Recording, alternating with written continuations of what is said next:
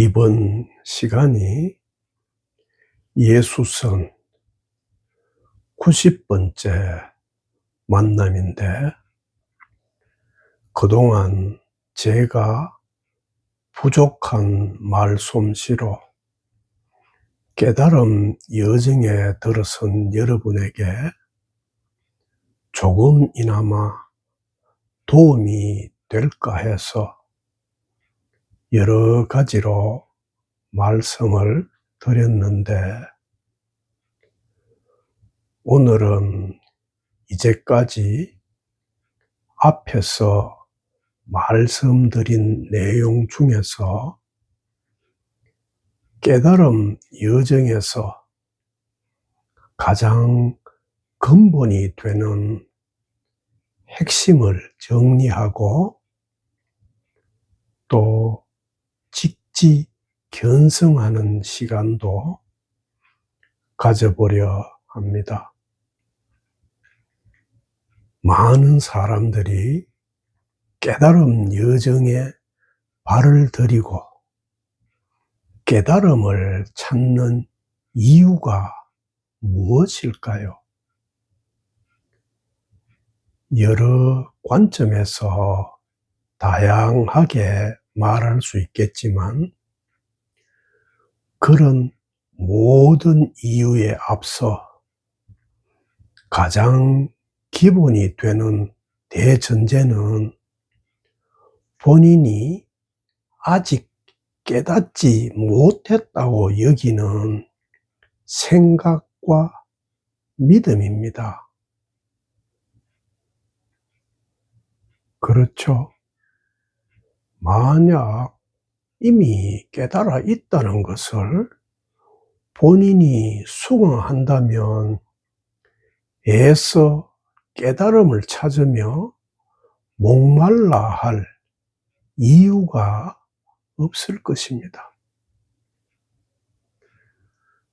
하지만 예수선 89번 모든 것 안에 모든 것이란 제목의 동영상에서 우리가 이미 깨달음 명제를 같이 통찰해 보았듯이, 깨달음은 온통이고 전체여서 깨달음에서 제외되거나 예외인 일이 아무것도 없기 때문에 본인이 수긍하든 하지 않든 상관없이 이미 깨달아 있지 않은 사람은 아무도 없습니다. 그러므로 이런 시각에서 보면 결국 깨달음 여정의 성격은 깨닫느냐 깨닫지 못하느냐가 아니라 이미 깨달아 있다는 진실을 본인이 수용하느냐 수용하지 않느냐로 귀결이 됩니다. 따라서 깨달음을 언젠가 체험해야 한다는 주장까지 포함해서 깨달음에 대한 모든 진술과 주장과 방편은 결국 자기가 이미 깨달아 있다는 진실을 본인이 수긍할 수 있게 하느냐 못 하느냐 하는 이 하나의 문제라 볼 수 있습니다. 그런데 실제로는 이미 온통이고 전체여서 깨달음에서 제외된 적이 없고 모두가 깨달음에 잠겨 살고 있는데도 왜 여전히 많은 사람들이 그것을 수긍하지 못할까요? 그 이유를 찾으려면 실제를 왜 전체나 온통이 아니라고 굳게 믿고 있는지를 살펴보아야 합니다. 가장 근본적인 이유는 인간이란 종의 생물학적인 조건에서 비롯됩니다. 육체의 생존을 유지하려면 무엇보다 먼저 안과 바깥이라는 경계를 나누는 것이 반드시 필요합니다.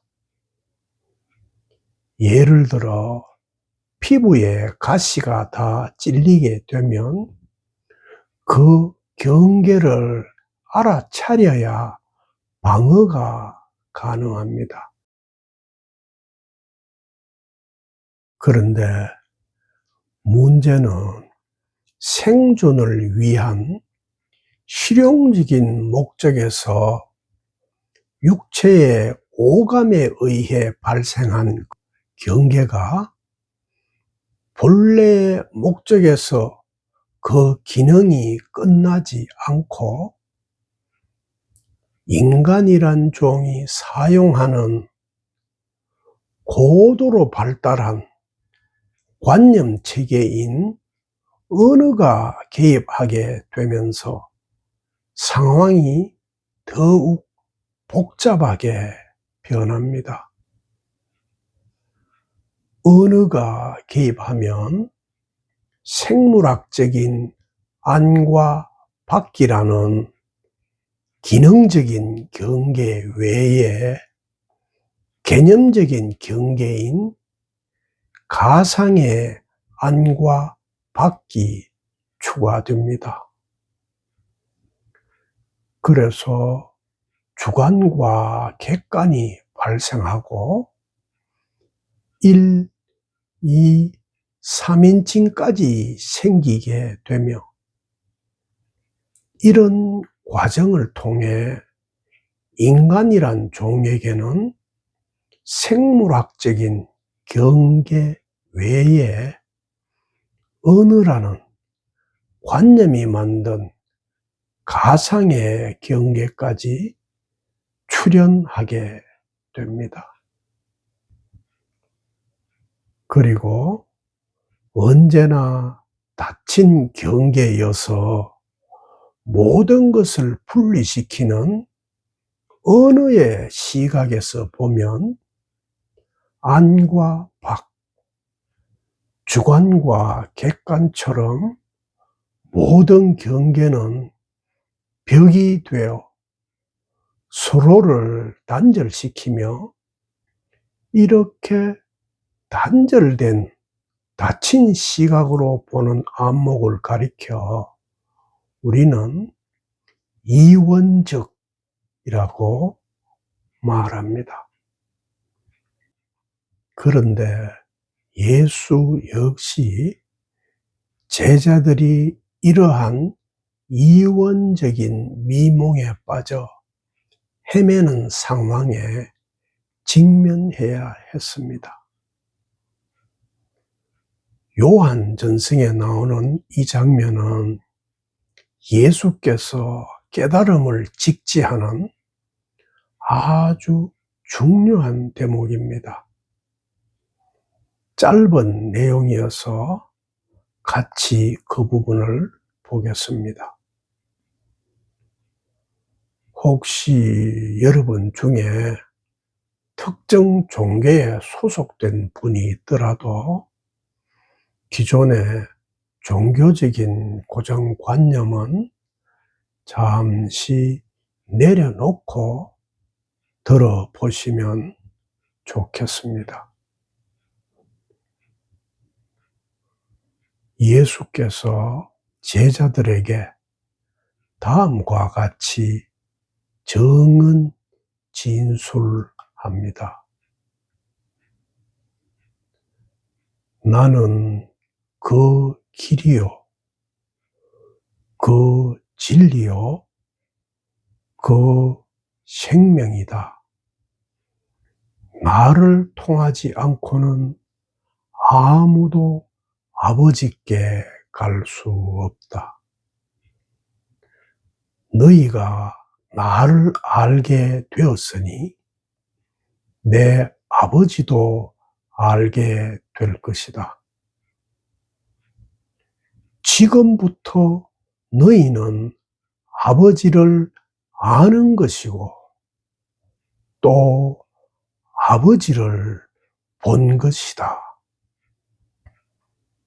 그리고 예수의 이 정언 진술을 들은 제자 중에 필리포가 나서서 예수께 우리에게 아버지를 보여주십시오.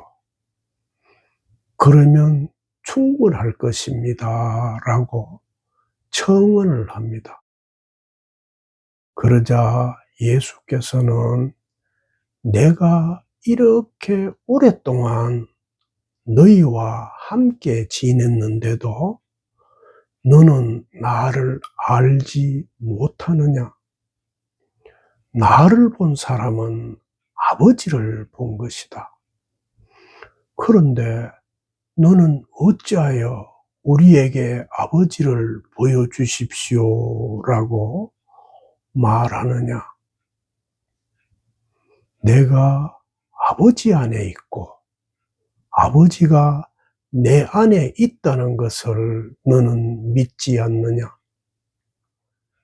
내가 너희에게 하는 말은 내 스스로 하는 말이 아니다. 내 안에 머무시는 아버지께서 그분의 일을 하시는 것이다. 라고 대답합니다. 이 내용에는 본래 면목과 견성에 대한 상당히 다의적인 가르침이 들어있지만 이번 시간에는 견성과 관련된 부분만 살펴보겠습니다. 예수께서 필리포의 청언을 듣고 제자들에게 가르친 내용 중에 견성에 대한 핵심이 되는 진술이 지금부터 너희는 아버지를 아는 것이고 또 아버지를 본 것이다 라는 문장인데 이 문장의 흐름을 어느 문법적으로 풀어보면 아는 것이라는 부분은 현재 시제이고 본 것이다는 부분은 완료 시제입니다. 그러므로 아는 것이라고 진술된 부분은 지금 이 순간 지속적으로 깨어 있어서 체득하여 알고 있는 상태를 말하고 있는 것이고 본 것이다는 부분은 이미 보아 얻었고 또한 그렇게 본 상태가 지금 눈앞에 생생하게 현존해 있다는 것이므로 이 문장을 의역하면 너희는 본성을 이미 보았고 지금도 그 봄이 바로 너희 눈앞에 생생히 현존해 있다가 됩니다. 그러니까 이 구절은 찾아서 미래에 보게 될 것이 아니라 지금 알고 있으며 이미 보고 있다라고 견성을 직지하고 있는 직지 견성 선언입니다. 그리고 이 장면에 이어지는 부분에서 본성을 보여달라는 필리포의 청원에 예수께서는 내가 아버지 안에 있고 아버지가 내 안에 있다라고 대답하는데,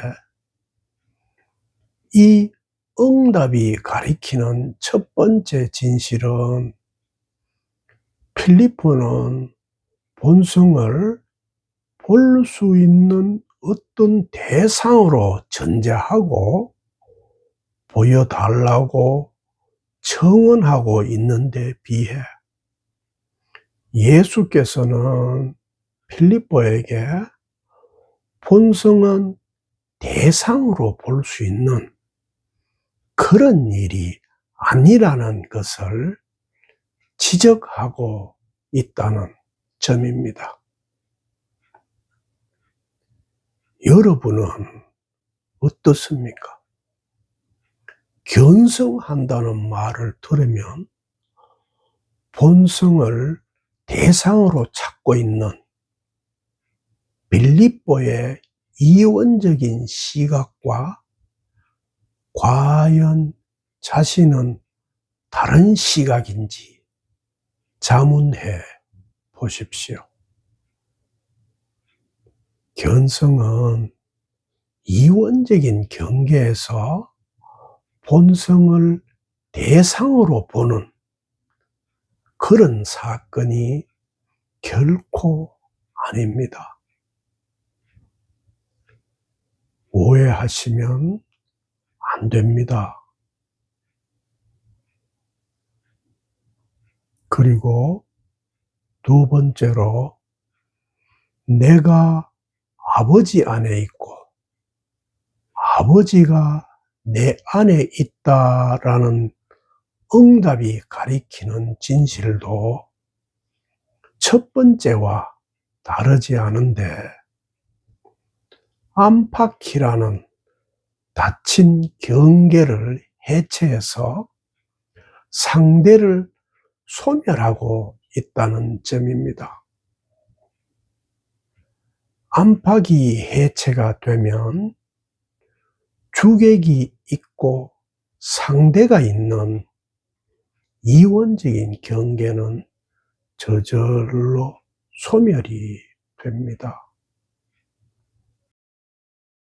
다시 풀어보면 우리가 앞 시간에 예수선 89번 동영상에서 같이 살펴본 것처럼 온통이고 전체인 깨달음이라면은 거기에는 대상이나 안팎이라는 경계가 당연히 성립이 될 수 없습니다. 그래서 예수께서도 내가 본성 안에 있고 본성이 내 안에 있다라고 정은 진술하는 것입니다. 당연하지만 깨달음이라 부르는 온통이고 전체인 안목에서 본다면 모든 물결이 물의 현전이듯이 우주 만상 중에 본성의 현전이 아닌 일이 있을 수 없습니다. 따라서 이 진실을 명백하게 본다면 어느 누구든 무엇이든 무슨 일이든 깨달음에서 제외된 것이 아무것도 없으며 여러분을 포함해 그 무엇도 깨달음에서 제외될 수 없기 때문에 결국 내가 이미 그러하고 우주 만상이 이미 그러하다는 깨달음의 진실에 스스로 투항하지 않을 수 없게 됩니다. 진실이 참으로 이러하여 전체에서 제외된 것이 아무것도 없는데 여러분은 왜 지금은 깨달음이 아니라고 아직도 우기십니까?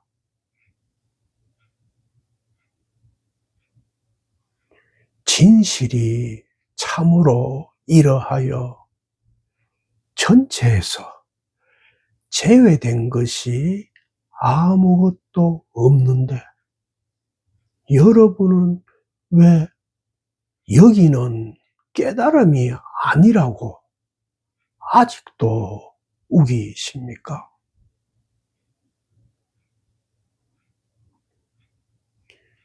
진실이 참으로 이러하여 전체에서 제외된 것이 아무것도 없는데 여러분은 왜 이것은 깨달음이 아니라고 아직도 우기십니까?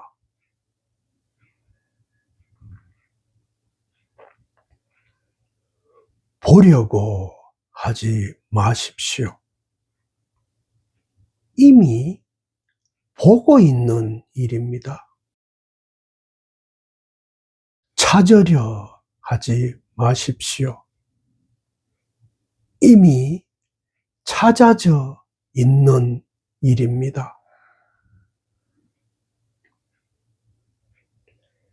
이미 보고 있는 일을 어떻게 또 볼 수 있겠습니까?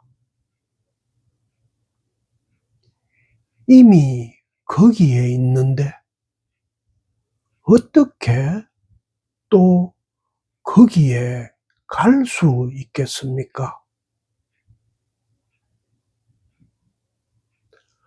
한순간도 떠난 적이 없는데 어떻게 또 거기로 돌아갈 수 있겠습니까?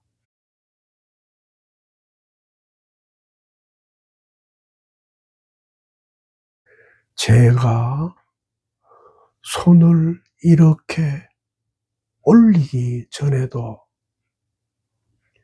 여러분은 이미 이 진실을 보고 있었습니다. 여러분은 깨달음을 벗어난 적이 없습니다. 여러분은 언제나 거기에 있었습니다.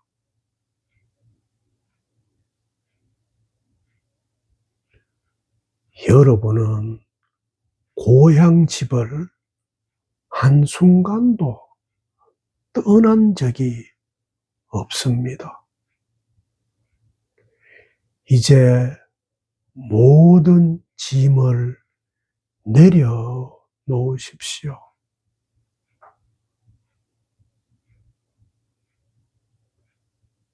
바로 여기가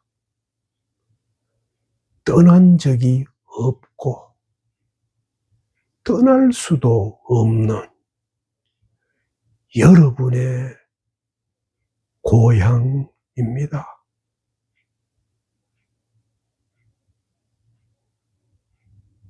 바로 이것에 지금 당장 항복하십시오.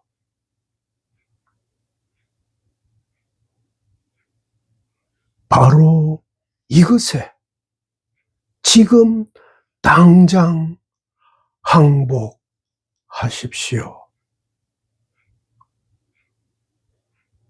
이것이 아닌 일이 아무것도 없습니다.